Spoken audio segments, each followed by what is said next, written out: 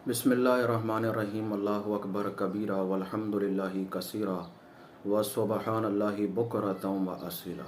बेशुमार लोग कुरान की आयात को वज़ाइफ का ज़रिया बनाते हैं और फिर इससे दुनियावी फ़ायदे और नफ़े हासिल करते हैं। मेरा सवाल ये है कि क्या कुरान अल्लाह ताला ने मखलूक पर या इंसानियत पर इसलिए नाजिल किया था? बारी ताला कुरान मजीद में इरशाद फरमा रहा है, मफ़हूम पेश कर रहा हूँ कि अगर हम इस कुरान को पहाड़ पर नाजिल करते तो वो इसकी हैबत, शिद्दत और जलाल से रेज़ा रेज़ा हो जाता। अल्लाह तबारक व ताला ने इंसान को ये शर्फ बख्शा कि उस पर इस इल्हामी किताब को नाजिल किया गया और इंसानी अक्ल ने, इंसानी वजूद ने इसके जलाल और जमाल को बर्दाश्त किया। लोग कुरान को पढ़ते हैं सवाब की नीयत से, लोग कुरान को पढ़ते हैं दुनियावी फ़ायदे की नीयत से। अल्लाह ताला ने इस कुरान को ना तो सवाब के लिए भेजा है, ना ही किसी दुनियावी फ़ायदे के लिए, बल्कि बारी ताला इस कुरान के अंदर जगह जगह खुद इरशाद फरमा रहा है कि क्या अकल वालों के लिए ये निशानियाँ नहीं?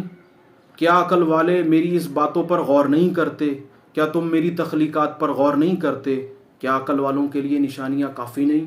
तो बेशुमार जगह अल्लाह ताला ने इस बात की तरफ इशारा किया कि मेरे बंदो, ये जो कुरान मैंने नाजिल किया है इस पर गौर व फिक्री इख्तियार करो, इसकी आयात पे गौर व फिक्र हो जाओ, इसकी हिकमतों को, इसकी मुशाहदात को देखो, समझो और देखो कि तुम्हारा रब कितना अजीम है।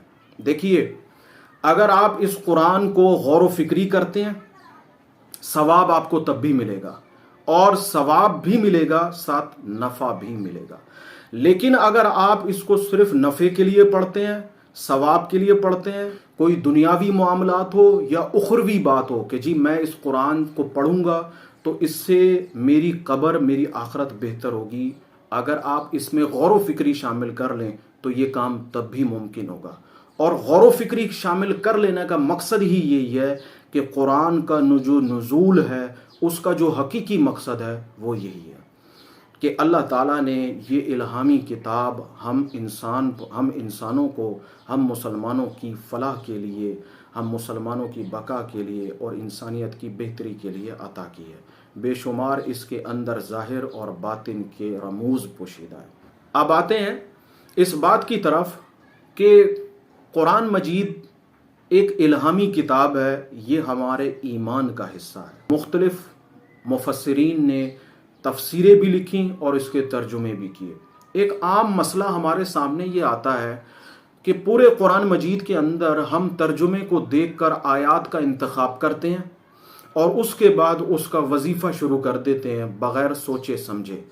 हमारे लिए ये चीज़ बड़ी काबिले गौर है कि हमने देखा कि एक आयत का मतलब बड़ा अच्छा है, एक आयत का मफहूम बड़ा अच्छा है, तो हम उसका जिक्र करते हैं, उसका विर्द करते हैं। इल्हामी किताब होने का मतलब ये है कि ये आसमानों की किताब है, इसका जो असल मफहूम है वो आसमानों पर मौजूद है और ज़मीन पर आ जाने के बाद जो दीगर लोगों ने इसके तर्जुमे किए और इसके तर्जुमे को लिखा, इसकी खुसूसियात और फ़ज़ाइल बयान किए, वो एक अलग बात है। कुरान ज़ाहिर के साथ साथ, क्योंकि किताब ज़ाहिरी नहीं है, किताब इल्हामी है, तो इसके बातिन के अंदर जो मफहूम है वो वहीं आसमानों का मफहूम है, इल्हामी मफहूम है। अब जो आयत का तर्जुमा आपको बज़ाहिर बहुत अच्छा नज़र आ रहा है, हो सकता है इसके विर्द और वजीफ़े के बाद वो कैफियत आपको हासिल ना हो। एक छोटी सी मिसाल देता हूँ।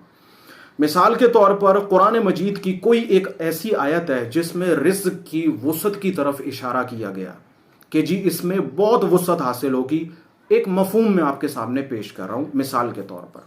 अब एक बंदे ने क्या किया कि उस कुरान की आयत का वजीफ़ा शुरू कर लिया, उस आयत को पढ़ना शुरू किया। पढ़ने के साथ साथ उसने ये महसूस किया कि बजाय रिज़्क़ में वुसअत हो, बल्कि रिज़्क़ में कमी आना शुरू हो गई और तंगदस्ती बढ़ती चली गई, यहां तक के फाका कशी पर आ गया। वो हैरान इस बात पर हुआ कि वजीफा जो मैं पढ़ रहा हूं वो तो रिज़्क़ की वुसअत का है, लेकिन रिज़्क़ में वुसअत हो नहीं रही। आता हूं उस बात की तरफ।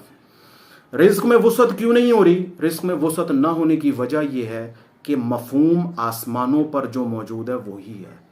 جو رزق آسمانوں کا رزق ہے وہ دنیاوی معاملات میں شامل نہیں ہو سکتا ہے۔ جس رزق کا ذکر آسمانوں پر ہو رہا ہے ظاہر میں وہ رزق آپ کو شاید نہ مل سکتا ہو یا نہیں ملے گا، تو اس وجہ سے اس کا وہی مفہوم جو باطن میں موجود ہے وہ ظاہر میں لانے کی ہم کوشش کرتے ہیں، اور اکثر و بیشتر اس کا ہمیں شدید نقصان ہوتا ہے، ہمیں حاصل کچھ نہیں ہوتا۔ جو لوگ خاص کر اولیاء اللہ کی ذات جو ان قرآن مجید کے باطن کے مفہوم سے واضح ہوتے ہیں، وہ جانتے ہیں، ان کو ان باتوں کا علم ہوتا ہے، وہی آپ کو قرآن کے باطن کے مفہوم کی صحیح اور بہتر وضاحت دے سکتے ہیں۔ تو اولیاء اللہ کی ذات ایسی ہے جس پر اللہ تعالیٰ ظاہری علوم بھی اتارتے ہیں اور باطنی علوم بھی ان کو عطا کرتے ہیں، وہی جانتے ہیں کہ قرآن کی کس آیت کی باطن کے اندر کیا حقیقت موجود ہے۔ تو جو لوگ اس قسم کے اس طریقے سے صرف ترجمے کو دیکھ کے وظائف پڑھنے کی کوشش کرتے ہیں، وہ اکثر و بیشتر نقصان ہی اٹھاتے ہیں، اور اس نقصان ہونے کی وجہ یہ ہے کہ ترجمہ کرنے والے ہم انسان ہی ہیں، لیکن یہ کتاب الہامی ہے، آسمان سے اتاری گئی ہے، تو جو آسمان پر اس کا مفہوم ہوگا پڑھتے وقت وہی مفہوم کا ظہور ہوگا، اس کے علاوہ اور کچھ نہیں ہو سکتا۔ اللہ تعالی ہمیں اس قرآن مجید فرقان حمید کو پڑھنے کے ساتھ ساتھ اس پر غور و فکری کرنے کی توفیق عطا فرمائے، کیونکہ منشاء الہی اس کتاب کو پڑھنا، ثواب حاصل کرنا یا آخرت اور قبر کے معاملات کو بہتر کر لینا ہرگز یہ نہیں ہے، بلکہ منشاء الہی یہی ہے کہ تم اپنے رب کی عظمت کو، اس کے جلال کو، اس کے مقام کو سمجھو اور اس کی قدرت کا مشاہدہ کرو کہ بے شک وہ ہر شے پر قادر ہے۔